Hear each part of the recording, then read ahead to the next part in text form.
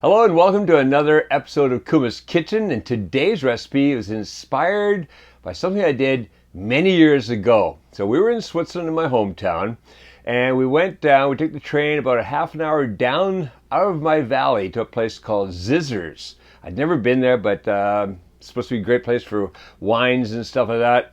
Well, there was a street festival going on at the time, all kinds of food stalls, and one of the things that they were selling, which is absolutely delicious, to this day I still crave it, apple fritters.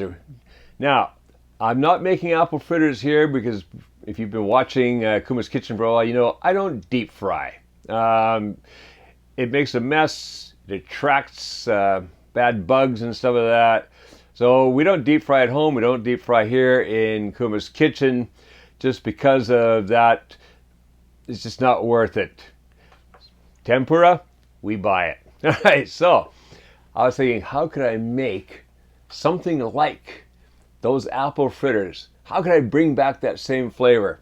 And then I came up with a recipe that was called, or I called it, apple fritter soda bread. Now, this is the test to see whether or not it comes out like those apple fritters I had back then. Now, you see inside it, there's lots of apples which have been done in a bit of a cinnamon sugary sauce and all that. Got the glazing on the outside just like you would get on a fritter. So let's take a bite. Well, it's nice. No, it's not exactly like those apple fritters. First of all, not cooked in grease or anything like that. But, well, let's have a little bit with the icing here. Oh, all right. Oh, yeah, that really brings it closer to a fritter. That does. All right, yeah. It's not exactly an apple fritter, but it is good. So, hey, let's go in the kitchen and make this right now.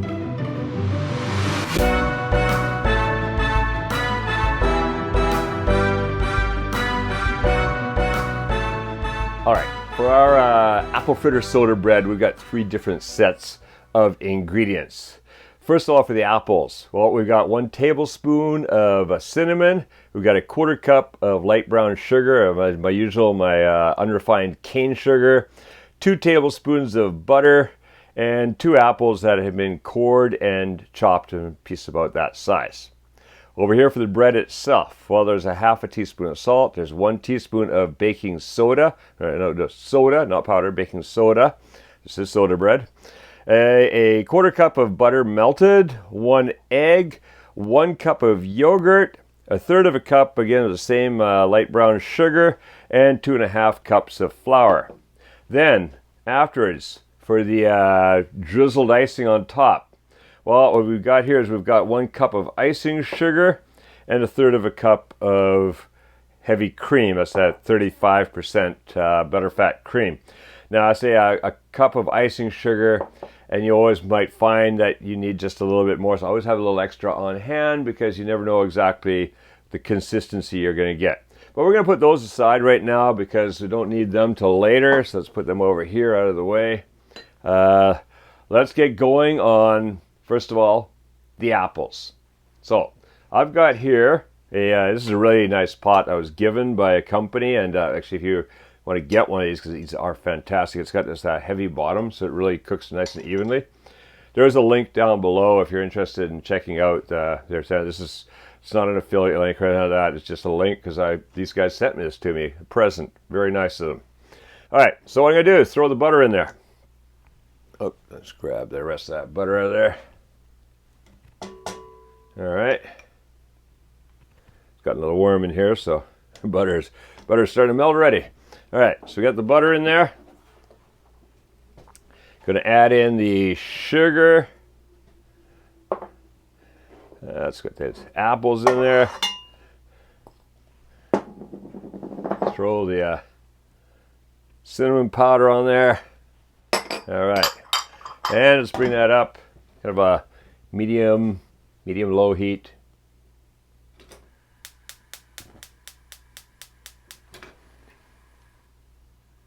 Right about there. All right, Then I'm just going to start stirring. And I get this mixed together. That butter's going to melt a bit. Got sugar throughout there. Now what I'm going to do is I'm going to cook this for about 5 to 6 minutes, just stirring it occasionally. What I want to do is I just want to soften up the apples a little bit. I want to get that sugar sauce going a bit. And then we're going to be ready to put together the bread.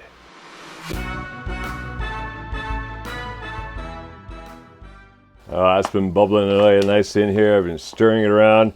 You see we got a bit of a nice sauce happening in there. So all I'm going to do, turn the heat off. I just want to make sure that I've tossed the apples well so they're all coated with some of that sauce. All right, let that sit there. I can cool down a little bit. What I got now, you put this together. Well, first of all, let's crack that egg in there.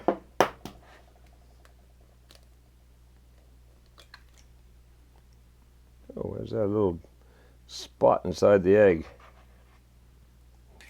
Just what it looks like a fertilized egg. All right, sorry. All right, then I just want to whisk that egg, and I don't know where my whisk is today, so fork is always a good stand-in for that. All right, once you get that egg nice and even, that's looking good. All right, that off to one side. All right, so I'm going to throw in the I throw salt in here, sugar, put in the butter.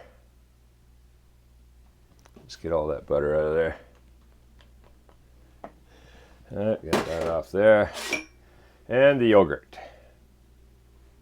Ooh, that was full to the max, wasn't it? And somehow we did not get yogurt on the counter. Wow, that's a good day. Okay, so we got all the yogurt in there. All right, what I'm going to do now is just mix all those wet ingredients together. Gonna need this spoon over here. All right. Let's bring that together so it's nicely combined.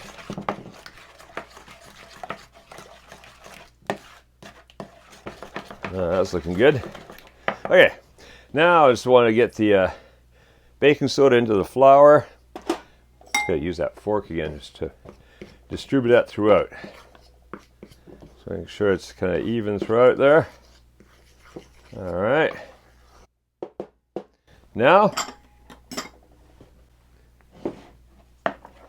mix these two together. Dry, wet, and just lift and turn until it all comes together. All right, that's looking good. I'm going to mix it until just about all together. Now, going to add in the apples. Oh yeah. All right, and again, mixing. I just want to get the apples distributed throughout the dough. Ooh. Mm.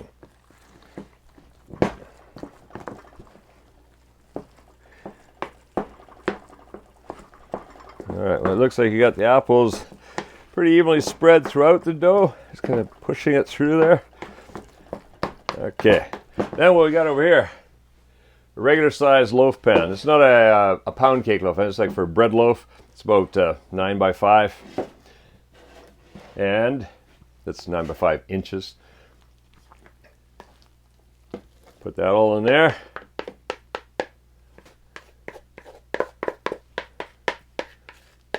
Okay.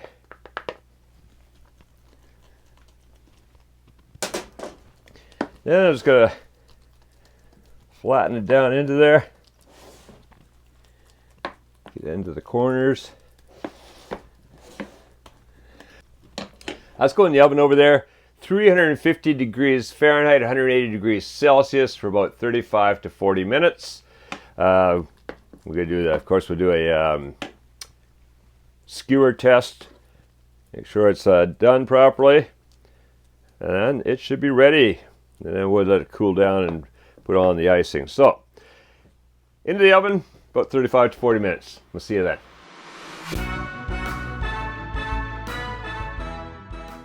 All right, that has been about 35 minutes in my oven. Remember, my oven runs a little warm, so some places you might want to go the whole 40. I think we're ready, but I'm going to take a skewer, run that down through there.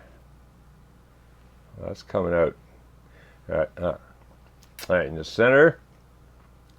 All right, so you can hear, actually look at that. We're getting a little gooiness. It is going to go another 5 minutes. All right, so this is why we got to do that skewer test, because it looks like it's ready, but in the center, it's not ready yet. Back in the oven it goes. All right, give it another 5 minutes. Let's have a check. We'll run that down in the center. That's where it was still a little soft. So we'll go down there. All right. Okay. That's coming out clean now. Okay, good. I'm happy with that. So that means we're ready. So what I'm going to do now, let this cool. I want to put the icing on when it's cooled down. So probably an hour or two. I'm actually going out now for lunch with my wife and my mother-in-law. So that'll probably be, what time is it now? Just after 11. Yeah, it's going to be about, I'm going to let this cool at least a couple of hours. Maybe about 3 hours it's going to cool before I get back. That's going to be perfect. Then I'll be back. We're going to make that icing. Drizzle that on there. Mwah, very good. Just like an apple fritter, but in a soda bread. All right, I'll see you then.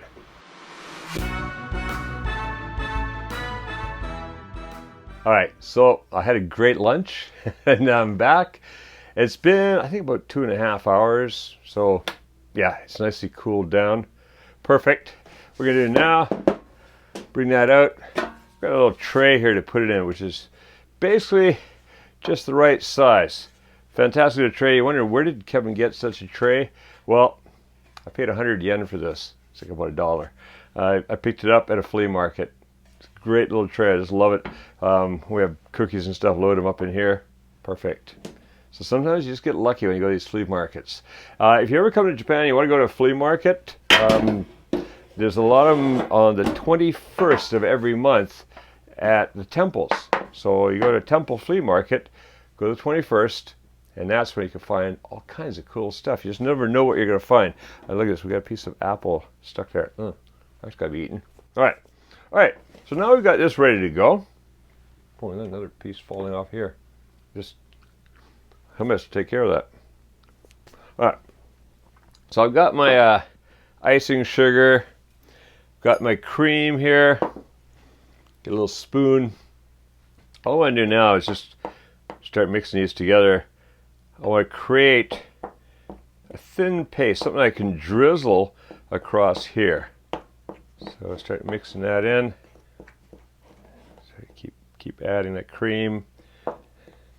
Remember, this is just cream and icing sugar. That's all it is. It's going to make a simple drizzled glaze. Probably a little bit more than we actually need from the looks of it, but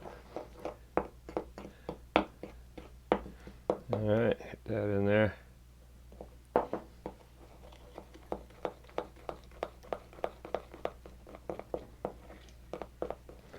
Now, that is starting to look just about right. Now, you just got to get the lumps out of there, so just kind of keep beating through there and drag. I use the back of the spoon just to squish down a bit. All right. Yeah, that's looking pretty good. Let's see, there's a lump right there. Get rid of that. Okay, break those lumps. Now let's look. That's about right. So I still got a little bit of cream left there. Now I could add the rest of the cream, and then I do have some powdered sugar here to add just in case I needed it. So I know it's funto in Japanese, which means powder and sugar. All right. I'm not going to do that though because I think we got more than enough here. So the cream, that's good. All right, now I'm just going to drizzle this, just kind of back and forth. Just, look at that. You can make it real fancy if you want to put it in like a little piping bag and make a real fancy design. I just want to get some on here. So maybe I should be fancier than this, but hey, I just like the taste. Get a little bit of that on there. Yeah, there we go. We'll go back and forth, back and forth, back and forth. All right, keep that up until we get some drizzled on there.